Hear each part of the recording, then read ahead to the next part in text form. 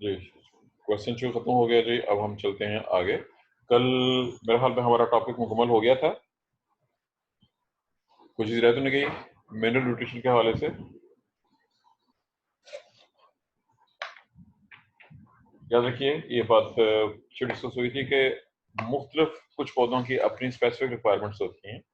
हमने in general वो तमाम अहम मशहूर जो एलिमेंट्स हैं जो कि एज न्यूट्रिएंट इस्तेमाल होते हैं उन सबको डिस्कस कर लिया है।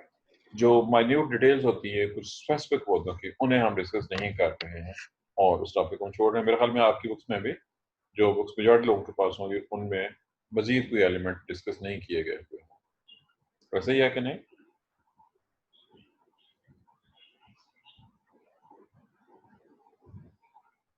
No reaction? सर जी आवाज नहीं आ रही है आपकी। तो बुक हमारे में ये हिनान आपने जवाब दिया है? आंसर किसने दिया था?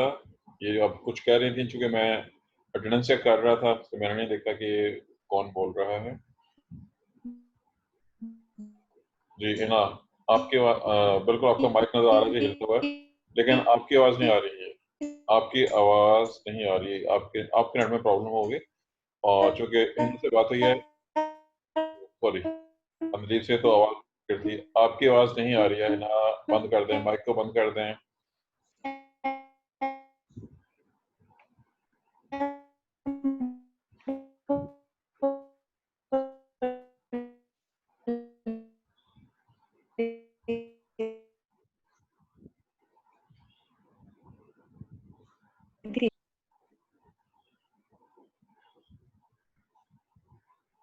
जी ये आपके उस पर कुछ मसला है मेरे ख्याल में क्योंकि मैं इसको म्यूट कर रहा हूँ तो आपका माइक म्यूट नहीं हो रहा है।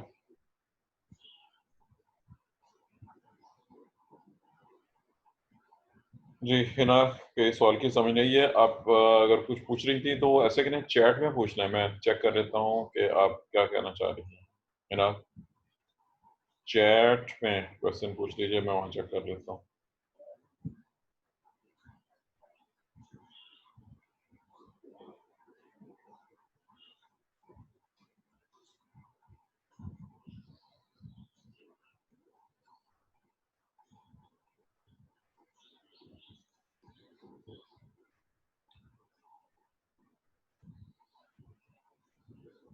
जी मिस्टर ने कहा जी आवाज़ आ रही है मेरी ठीक है और मैं वेट कर रहा हूँ। हिना क्या क्वेश्चन पूछना चाह रही थी क्योंकि माइक जी आपकी आवाज़ नहीं पहुँची है।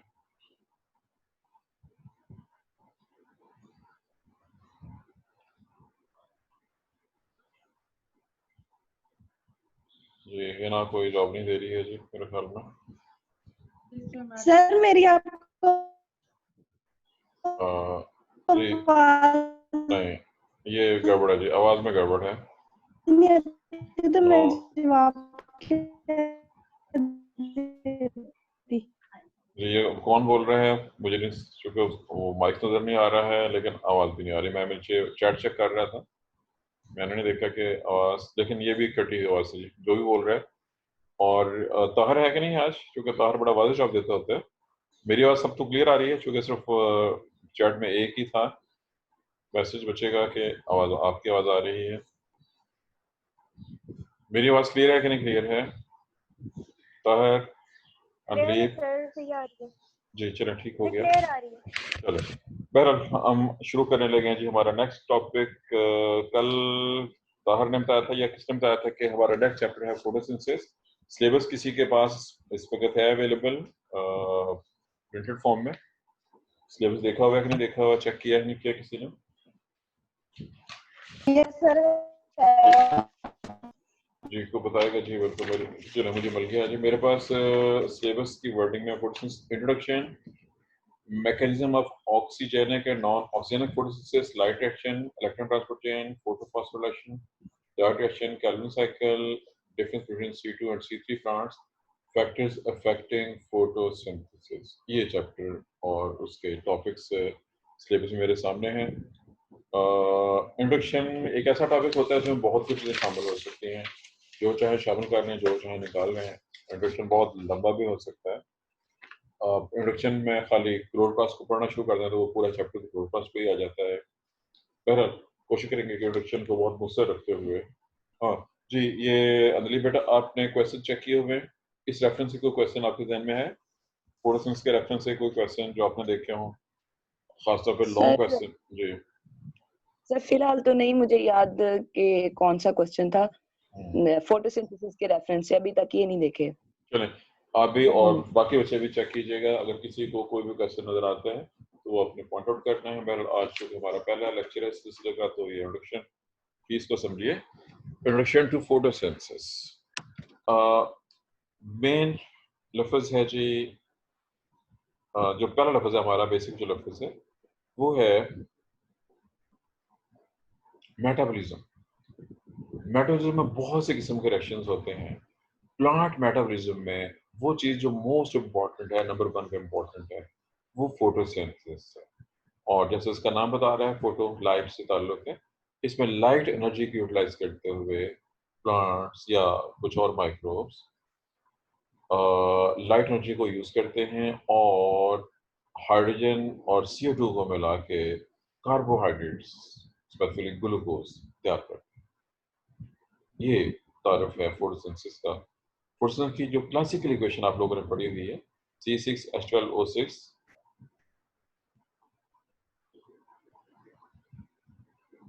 सॉरी, फोटोसिंथेसिस की इक्वेशन है जी 6 molecules of water plus 6 molecules of carbon dioxide combine in presence of light and chlorophyll to form 1 molecule of glucose and 6 molecules of oxygen। ये इक्वेशन आप लोगों ने, ये जनरल इक्वेशन है जो कि बैलेंस्ड इक्वेशन है। लेकिन जब हम डिटेल में जाएंगे तब देखेंगे ये इक्वेशन जनरल या बैलेंस्ड इक्वेशन तो है केमिस्ट्री के पॉइंट ऑफ व्यू से, लेकिन हमारे यानी बायोलॉजी के पॉइंट ऑफ व्यू से या बॉटनी के पॉइंट ऑफ व्यू से ये असल इक्वेशन है। मैंने असल का लफ्ज़ इस्तेमाल किया, असल, एक्चुअल, और वो इस रेफरेंस से कि जब स्टडी किया जाता है प्लांट्स में इस पूरे प्रोसेस को, तो पता चलता है कि 6 नहीं बल्कि 12 मॉलिक्यूल्स ऑफ वाटर पार्टिसिपेट करते हैं प्रोसेस में, और एंड के ऊपर 6 मॉलिक्यूल्स ऑफ वाटर प्रोड्यूस होते हैं एज ए प्रोडक्ट। दूसरे लफ्ज़ों में ये कह लीजिए कि एक्चुअल रिएक्शन में बजाय 6 के 12 molecules of water, 6 molecules of CO2 as reactant, और रिएक्शन होने के बाद ग्लूकोज का molecule plus 6 molecules of oxygen plus 6 molecules of water as product. अब केमिस्ट्री के पॉइंट ऑफ व्यू से केमिस्ट्री कहते हैं जी, चूंकि पानी दोनों तरफ है तो इसलिए आप राइट साइड से इसको लेफ्ट पे ले जाकर माइनस करते हैं अलजेब्रिकली। वो उनका जोर होता है बैलेंस इक्वेशन पे केमिस्ट्री के लिहाज से, लेकिन बायोलॉजी के पॉइंट ऑफ व्यू से हमारा जोर उस पे नहीं है, बैलेंसिंग पे नहीं है, बल्कि हमारा जोर इस बात पे है कि एक्चुअल रिएक्शन क्या हो रहा है, उसमें कितना पानी यूटिलाइज हो रहा है। अब ये वो पॉइंट ऑफ डिफरेंस है जिस वजह से हमारी इक्वेशन केमिस्ट्री की इक्वेशन से मैच नहीं करती है। उसमें कुछ बायोकेमिस्ट्री में, याद रखिएगा, बायोकेमिस्ट्री में हम बहुत सी ऐसी चीज़ों को डील करते हैं जो बात केमिस्ट्री के मुताबिक प्रॉपर नहीं होती, लेकिन हम उनको वैसे ही, आपको याद होगा जहाँ भी ATP यूज हो रही होती है या बन रही होती है, हम उसको एक साइड रिएक्शन में शो कर रहे होते हैं बायोकेमिस्ट्री में, जबकि केमिस्ट्री में आप ऐसे शो नहीं करते हैं। आप ऐसे, ये पॉइंट का डिफरेंस। बहरहाल प्रोसेस के तारुफ मैंने इक्वेशन का जिक्र कर दिया। अच्छा, अब चूंकि सिलेबस ने इंट्रोडक्शन से आगे ही वो टॉपिक दिया हुआ ऑक्सीजनिक एंड ऑक्सीजन है, ये बजाते खुद एक बहुत इंपॉर्टेंट क्वेश्चन है, फुल क्वेश्चन है। याद रखिए कि हम जब रूटीन में बात कर रहे होते हैं तो हम सिर्फ प्लांट्स या बिल्कुल एलजी के लिहाज से बात करते हैं कि उनमें फोटोसिंथेसिस ऐसे हो रही है जिसमें ऑक्सीजन पैदा होती है। लेकिन I am sure you do remember दो जगहों पे आपने बॉटनी का सेमेस्टर 1 जब पढ़ा था तो उसमें बैक्टीरिया और बैक्टीरिया में एलजी और बहुत सी और चीज़ें, और वहीं पे ही कुछ ऐसे बैक्टीरिया का जिक्र भी था, और ये आप इसके अलावा किसी और जगह भी पढ़ चुके होंगे, जिनमें फोटोसिंथेसिस तो होती है लेकिन ऑक्सीजन पैदा नहीं होती। If you remember, they use H2S, वो हाइड्रोजन सल्फाइड को यूज करते हैं वाटर सोर्स के तौर पे, और सल्फर रिलीज करते हैं। मैं चंद नाम ले रहा हूँ, आपको ये नाम सुन के याद आ जाएगा कि आपने ये चीजें पढ़ी हुई हैं। Green sulphur bacteria, purple sulphur bacteria, rhodospirillum etcetera, मैंने चंद नाम लिए हैं। ये वो बैक्टीरिया हैं जिनमें फुर्सत होती है, लेकिन वो वाटर की बजाय H2S हाइड्रोजन सल्फाइड को यूज करते हैं और बजाय ऑक्सीजन पैदा करने के सल्फर पैदा करते हैं। ये एन ऑक्सीजनक बैक्टीरिया हैं और इनके फोर्सेस एन ऑक्सीजनक हो। बल्कि एक और किसी को मॉर्टन केमैन का नाम याद रहा हो, ये नाम भी कहीं ना कहीं पे आपने पढ़ा हुआ होगा। ये वो पहला बंदा था जिसने इसी बेस पे ये प्रपोज किया था कि जैसे बैक्टीरिया H2S को ब्रेक करके सल्फर रिलीज कर रहे हैं, तो गालिबन पौधे पानी को ब्रेक करके ऑक्सीजन रिलीज करते हैं। और उसके बाद में साबित हो गई, उसने जो कुछ कहा था वो बिल्कुल दुरुस्त था, सही। कल फुर्सन्स के रेफरेंस से इक्वेशन का जिक्र हो गया और जो रेक्टेट्स हैं, प्रोडक्ट्स हैं, उनका जिक्र हो गया, बैलेंस्ड और एक्चुअल इक्वेशन का जिक्र हो गया। अब जब हम इक्वेशन लिखते हैं तो उसमें क्लोरोफिल और लाइट, क्लोरोफिल बजाते खुद एक सेपरेट पर्सन है और उसका जस्ट तारफ की हद तक पीछे शायद बात हो चुकी, जहाँ तक मुझे याद है क्लोरोफिल की बात हो गई थी कि सेंटर में एक मैग्नीशियम का एटम होता है, इसके चारों साइड पे 4 नाइट्रोजन होते हैं।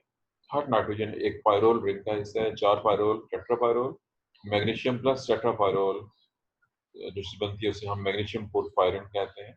और ये मैग्नीशियम पोरफायरन, इसके साथ आगे एक फाइटोल चेन अटैच होती है और इस तरह से क्लोरोफिल का मॉलिक्यूल जो है वो फॉर्म होता है। फार्मूलाज वगैरह आपकी बुक में दिए गए हमें, आप इन सबको वहाँ से देख सकते हैं, चेक कर सकते हैं।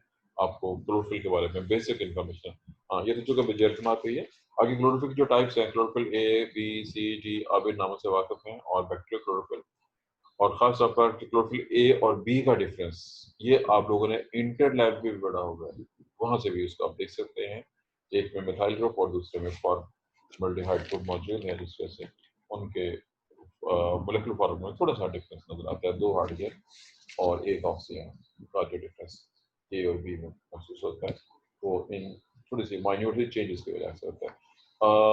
इससे भी आगे अगर जाएं, अगरचे हम नाम तो ये इस्तेमाल करते हैं chlorophyll A B C D के अलावा, जो इवन क्लोरोफिल ए है या क्लोरोफिल बी है, उनके भी आगे कुछ और वैरायटीज है। हमें इसकी डीप डिटेल में जाने की जरूरत नहीं है। वो उनके स्ट्रक्चरल डिफरेंसेस जैसे स्ट्रक्चरल आइसोमेरिज्म भी ऐसा होता है, और उनकी एब्जॉर्प्शन पीक, क्योंकि हम एब्जॉर्प्शन पीक का भी थोड़ा जिक्र करेंगे इस क्वेश्चन के अंदर। एब्जॉर्प्शन स्पेक्ट्रम आप लोगों ने बेसिक्स पढ़ी हुई है, उसको डिस्कस किया जाएगा थोड़ा सा क्वेश्चन के अंदर अभी आगे चलते, और वो भी इसी के क्लोरोफिल के रेफरेंस से ही ज़्यादा बात होगी। इसी में एक टॉपिक है, इसी रेफरेंस से है, जब हम ये कहते हैं कि पौधे सनलाइट एनर्जी को यूटिलाइज करते हैं और ग्लूकोज तैयार करते हैं। याद रखिए कि सूरज से रोशनी बहुत ज़्यादा आ रही है, ओवरऑल तो उसमें से 3 तरह की रेडिएशन आ रही हैं, अल्ट्रावायलेट, विजिबल लाइट और इंफ्रारेड। लेकिन जो पौधों के लिहाज से कारगर है वो सिर्फ बेसिकली विजिबल लाइट है। सिर्फ चंद ब्लू एनर्जी ऐसे हैं जो इंफ्रारेड लाइट को भी, यानी हीट को भी अब्जॉर्ब करते हैं और उससे भी वो फोर्सेस में मदद लेते हैं। दूसरी अहम चीज़ जिससे आप पहले से वाकिफ हैं कि ब्लू और रेड कलर्स की लाइट ज़्यादा कारगर है और ग्रीन और येलो कलर की लाइट कम अब्जॉर्ब होती है, और उसका कोई ज़्यादा रोल नहीं है फोर्सेस में। और उसमें भी ब्लू लाइट में ज़्यादा एनर्जी है रेड के मुकाबले में, लेकिन ब्लू और रेड दोनों अब्जॉर्ब होते हैं। और इसका अंदाज़ा हमें एब्जॉर्प्शन स्पेक्ट्रम से होता है। अब स्पेक्ट्रम क्या है और एब्जॉर्प्शन स्पेक्ट्रम क्या है, आप लोग जो कि ज़्यादा खुद हिस्ट्री के स्टूडेंट्स हैं, जस्ट स्पेक्ट्रम याद है, भूल चुका है, आपको बताना चाहेगा आप में से व्हाट इज ए स्पेक्ट्रम? कोई बताना चाहेगा स्पेक्ट्रम क्या होता है?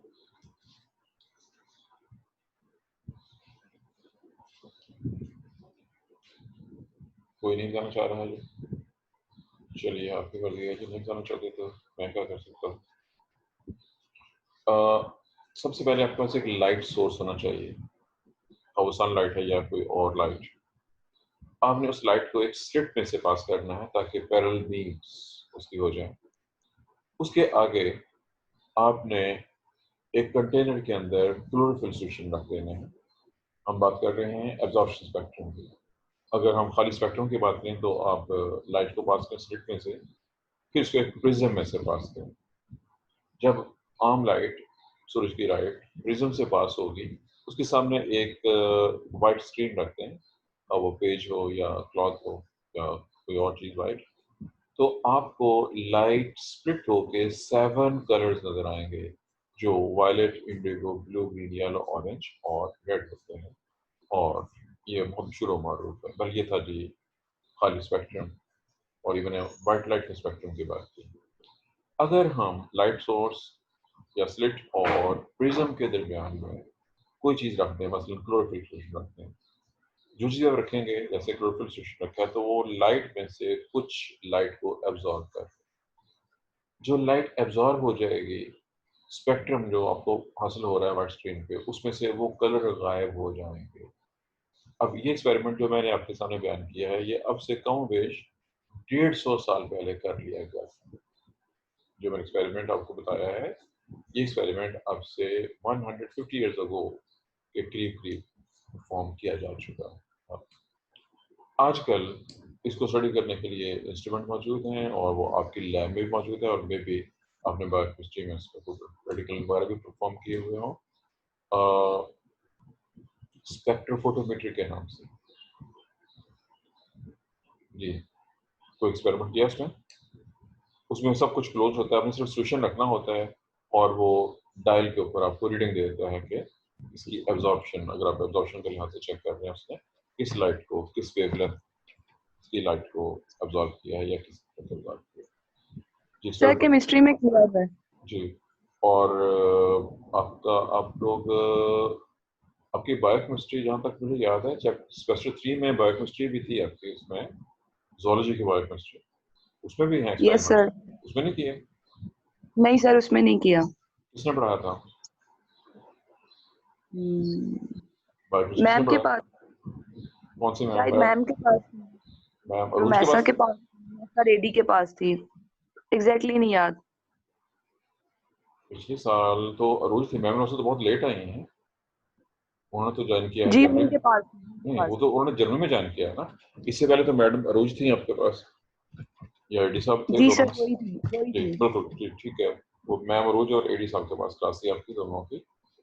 चलें बहरहाल, उसमें भी है स्पेक्ट्रोफोटोमेट्री का यूज। बहरहाल चलें, ये था जी उसके हवाले से। अच्छा, अब जब हम एक ग्राफ बनाते हैं, इस ग्राफ में एक्स एक्सिस के ऊपर अपनी वेवलेंथ लेनी होती है और वाई एक्सिस पे आपने एब्जॉर्प्शन लेनी होती है, कौन सा वेवलेंथ और उसकी कितनी एब्जॉर्बेंस है, तो आपको वो जो कर्व लाइन हासिल होंगी उससे हम एब्जॉर्प्शन स्पेक्ट्रम का नाम देते हैं।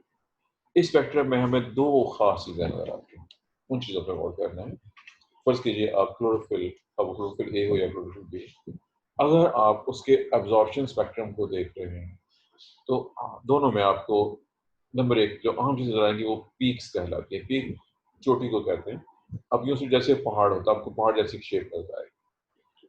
अगर आप इस बात से वाकिफ होंगे, अगर किसी जगह पे दो पहाड़ हों तो उन दोनों के दरमियान में एक वैली है।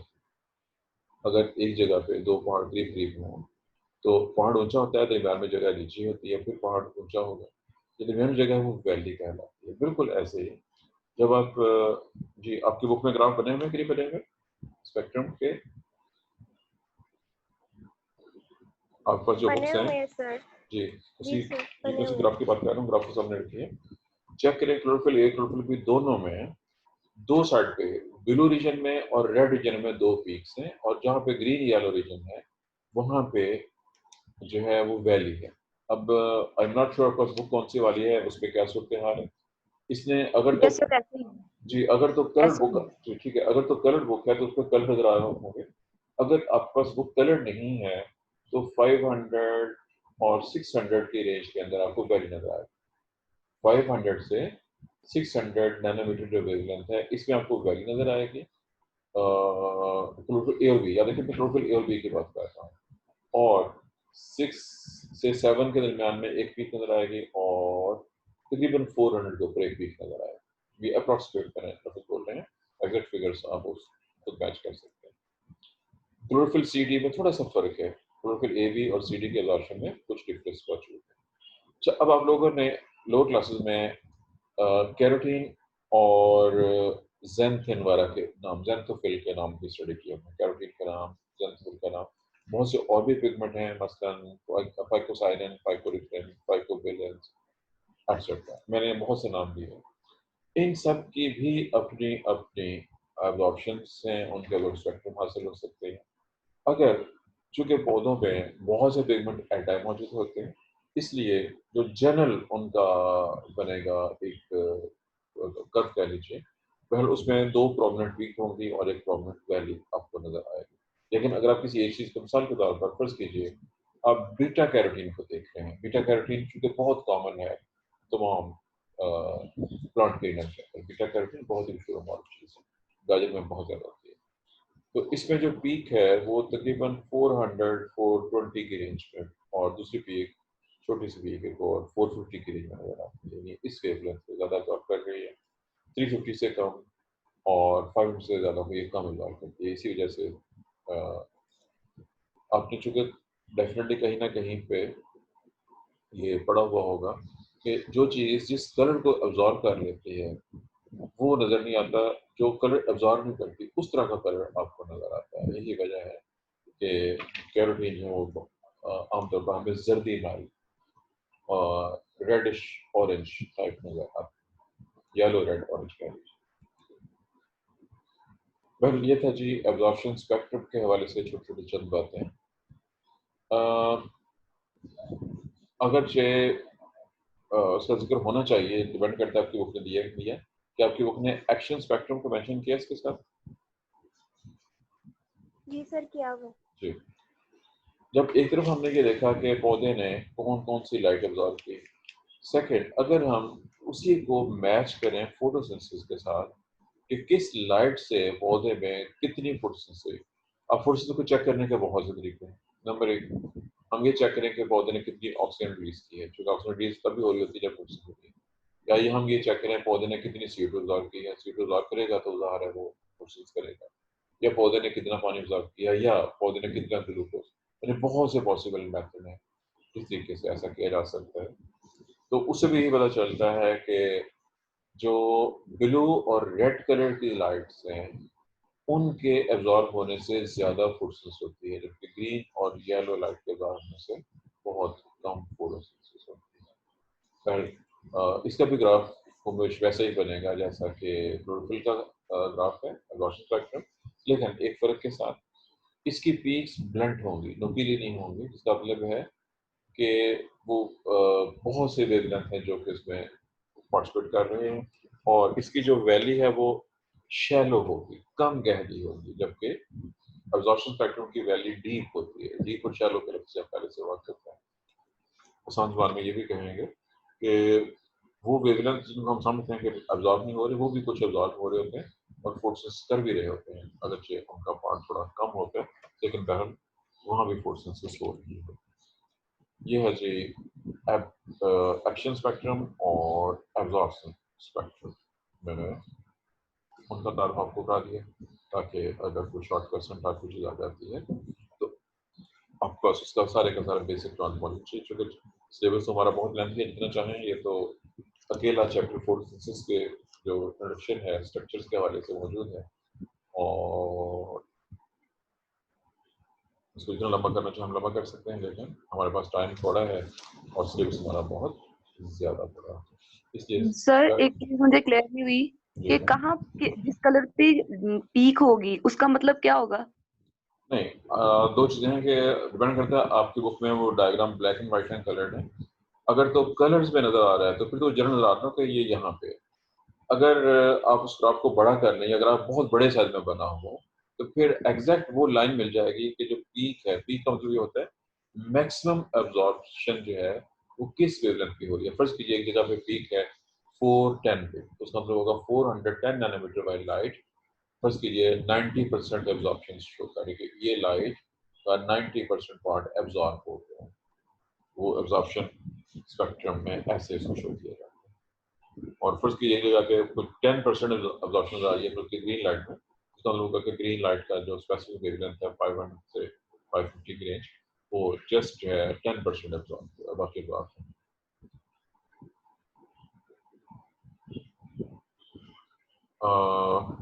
जी ये आज ताहर नहीं है तो बाकी जो एक दो बच्चे हैं जी अंदर और हिना बुशा वगैरह, आप लोगों ने और इनम अटेंडेंस को चेक करना है, नोट करना है। जी सर। ताहर मौजूद एक्सक्यूज है? सर। जी मेरा ख्याल है ताहर नहीं जी है, जी आप मौजूद हैं, ठीक है, अच्छी बात है। जी सर। क्योंकि आप बोले नहीं आज, मेरे को सुबह से खामोश बैठे हैं। अटेंडेंस तो मेरे ख्याल से चेक कर लीजिएगा, नोट कर लीजिएगा।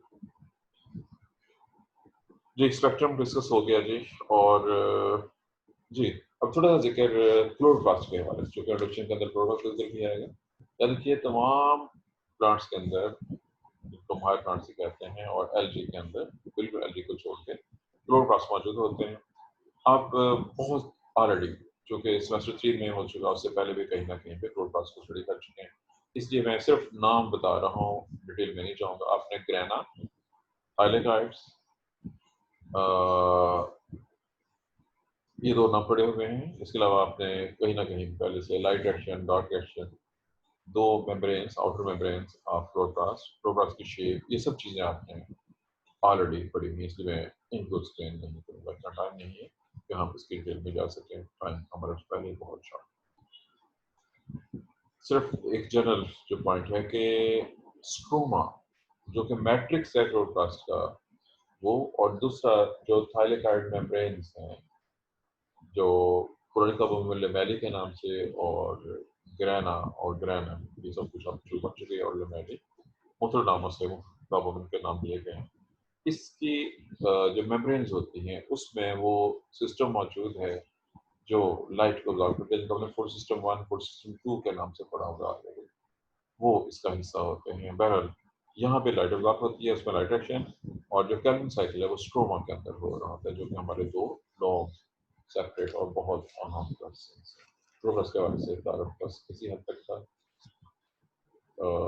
पिगमेंट्स का जिक्र हो चुका होगा काफ़ी सारा, इससे ज़्यादा की हमें जरूरत नहीं है, क्योंकि वो तो डिटेल्स बहुत ही ज़्यादा है, we do not need too much detail.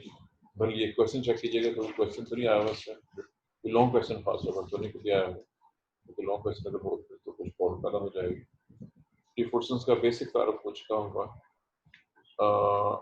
एक छोटा सा टॉपिक है एफिशिएंसी के हवाले से। What is efficiency of photosynthetic machine?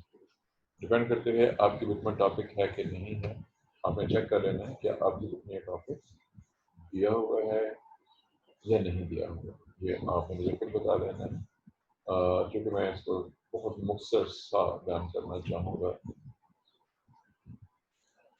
Note कीजिएगा कि इंसान जो मशीनें बनाते हैं जो दुनिया में मौजूद हैं, एफिशिएंसी बेसिकली इसका टॉपिक है, याद रखिएगा।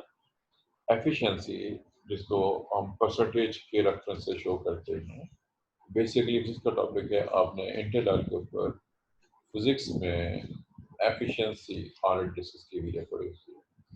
हम यहाँ पे और फर्स्ट के हम इंजन की बात करते हैं, गाड़ियों को मिसाल ले लीजिए।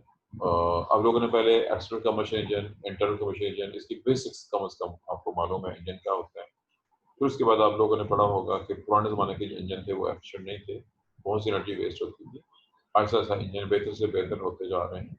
आजकल मैं एक लफ्ज़ बोलता हूँ, आप में से कुछ लोगों ने जो गौर करते हैं लफ्ज़ देखा होगा, कुछ गाड़ियों पे, नई गाड़ियों पे यूरो या यूरो 2 और कुछ पे EFU लिखा हुआ नजर आता है।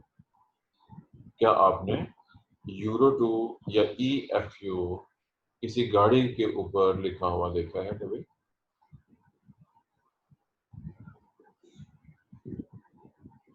जी अब एक सर कभी, हुंडा सिविक देखा। चलें ठीक है जी, शुक्र है आपने देख लिया। वैसे चलें नोट कीजिएगा, दो जो नाम मैंने लिए हैं ये इंजन की जदीद टाइप्स हैं, और जिस पे नहीं लिखा होगा उसका मतलब है वो गाड़ी पुराने वाली है, उस पर वो इंजन ये वाला नहीं है या मेंशन नहीं किया गया होगा। ये ज़्यादा एफिशिएंट इंजन है, यूरो 2 और EFU ज़्यादा अच्छी क्वालिटी के इंजन हैं। आप कह लीजिए इनकी एफिशिएंसी ज़्यादा है, इनकी एफिशिएंसी ज़्यादा है। लेकिन आपके लिए हैरानकुन खबर होगी, नेचुरल मशीनरी यानी जो क्लोरोप्लास्ट हैं, इनकी एफिशिएंसी इंसानों की बनाई हुई मशीनरी से कहीं ज़्यादा है। ये काफ़ी ज़्यादा जो लाइट को अब्जॉर्ब करती हैं उसके मेजर हिस्से को यूटिलाइज करती हैं, 50% के करीब तक इनकी एफिशिएंसी है। ये अप्रॉक्सीमेट फिगर है जो मैंने दी है, एग्जैक्ट फिगर्स कैलकुलेशन की जरूरत नहीं है, कुछ इतना काफ़ी है कि मैन मेड मशीन से दुगना से भी ज़्यादा इनकी एफिशिएंसी है, जो नेचुरल मशीनरी है, फोटोसिंथेटिक मशीनरी। हमारे पास टाइम बहुत थोड़ा सा बाकी है और ये किसी वक्त जो बंद हो जाएगा, इसलिए मैं नया टॉपिक और आगे नहीं लेके जा रहा है। तारुफ हमारा कम वेश मुकम्मल हो चुका हुआ है। इसकी हिस्ट्री के हवाले से थोड़ी को मैं फिक्र बोलना चाहूँगा। याद रखिए कि कोई भी चीज़ टाइम के साथ शुरू में यही ख्याल था कि रिपोर्ट एक रिएक्शन है, इक्वेशन जो हमने पढ़ी थी। अब से कम वेश 125 साल पहले कुछ साइंटिस्ट ने काम करना शुरू किया और नोट किया कि फोटोसिंथेसिस का एक नहीं बल्कि दो हिस्से। और शुरू में उसको जो हिस्सा डिस्कवर होता, साइंटिस्ट का नाम हिल था, उसकी बेस पर उसको हिल रिएक्शन का नाम दिया गया। बाद में नाम चेंज कर फ्लाइट रिएक्शन और बाद में उसको जी स्कीम और बहुत से और नाम दिए गए। ऐसे ही फिर बाद में दूसरा हिस्सा डिस्कवर हुआ जिसको कैल्विन साइकिल का नाम देते हैं। फिर ऐसा ऐसा उनके further parts, food system 1, food system 2 वो डिस्कवर होते गए और इस तरह से कंप्लीट फूड सिस्टम मैकेनिज्म आखिरकार डिस्कवर हो गया। ये हिस्ट्री है। हिस्ट्री थोड़ी बहुत मेंशन होनी चाहिए, कम से कम बेसिक्स का जिक्र मौजूद होना चाहिए। ये कौन सी चीज़ किस तरह से डिस्कस की गई या डिस्कवर की। ये भी याद रखिएगा कि फोटोसिंथेसिस पे अब से करीबन 125 साल पहले, 2 साल पहले डिस्कवरीज होना शुरू हो चुकी थी। और एक इंटरेस्टिंग पॉइंट है एंटोनी वॉन लीeuwenhoek। ये नाम याद है, भूल चुका है? इसको नाम याद हो? एंटोनी वॉन लीeuwenhoek का नाम याद है जी किसी को? यस सर, याद है। क्या किया था इसने? कोई अहम काम और खास तौर पर इसका कोई फोटोसिंथेसिस से ताल्लुक है इस बंदे का? चलो सुन लीजिए। इसने एलजी को डिस्कवर किया। इसकी वजह से तो बहुत सी डिस्कवरीज हैं। इसने बैक्टीरिया डिस्कवर किए, प्रोटोजोआ डिस्कवर किए, ब्लू एलजी और एलजी को डिस्कवर किया, यीस्ट को डिस्कवर किया, बैक्टीरिया की लोकोमोशन को इसने स्टडी किया। आसान ज़बान में कह लीजिए कि माइक्रोबायोलॉजी में सारी की सारी चीज़ें जो आती हैं वो सब की सब इसी की डिस्कवरीज हैं। और इसके साथ साथ इसने एलजी में, अगर जिसने नाम इस्तेमाल नहीं किया, लेकिन इसने जो एलजी, इसने जो भी चीज़ें देखी अपने माइक्रोस्कोप में उनकी ड्राइंग ड्रा की। जब इसने एलजी को देखा तो एलजी के अंदर इसको प्रोमिनेंट क्लोरोप्लास्ट नजर आए। इसने उसको नाम तो नहीं दिया था, इसने सिर्फ तस्वीरें बनाई थी और वो बात में कन्फर्म हो गया कि जो चीज़ एलजी के अंदर इसने ड्रा की थी तस्वीरें, वो क्लोरोप्लास्ट थी। यानी अगर हम ये कहें कि क्लोरोप्लास्ट को लीeuwenhoek ने डिस्कवर किया था तो ये बात बिल्कुल दुरुस्त होगी। नाम बहुत बाद में जाता है और बहुत बाद में पता चला कि ये क्लोरोप्लास्ट क्या है। पहले ये था जी एक पॉइंट हिस्ट्री के हवाले से था ये भी जी। टाइम बहुत ही शॉर्ट है जी, किसी वक्त इसमें क्लोज हो जाना है। कोई क्वेश्चन है तो आप सवाल पूछ सकते हैं। हमारा बेसिक तारुफ मुकम्मल हो गया जी। कल इंशाल्लाह हम इसको आगे लेके चलेंगे।